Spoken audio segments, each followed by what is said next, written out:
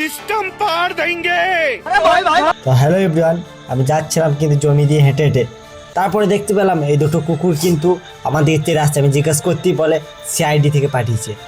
তারপরে আমি চলে যাচ্ছিলাম গ্রামের ভিতর দিয়ে এবং দেখতে পেলাম আমার বন্ধুটা কিন্তু মদ খেয়ে লাঠাতে লাঠাতে চলে আসছে। তারপরে দেখতে পেলাম ম্যানেজার সাহেব কিন্তু দাঁড়িয়ে দাঁড়িয়ে দেখছে কলটা ঠিকমতো সারানো হচ্ছে নাকি। আমরাও কিন্তু সবাই মিলে ওখানে বসে বসে দেখছিলাম এবং বসে থেকে না দেখতে পেরে আমিও কিন্তু মিস্ত্রিতে হেল্প করে দিলাম নাটগুলো টাইট করে। তারপরে দেখলাম এরা সবাই মিলে লাফ দড়ি খেলছে। আমিও থাকতে না পেরে কিন্তু লাফ দড়ি খেলতে লাগলাম বাচ্চাদের মতন। তারপর দেখতে পেলাম আবার এরা কিন্তু সবাই মিলে ছেঁচড় খাচ্ছে। আমিও তাড়াতাড়ি করে যেয়ে কিন্তু আমিও ছেঁচড় খেতে যেয়ে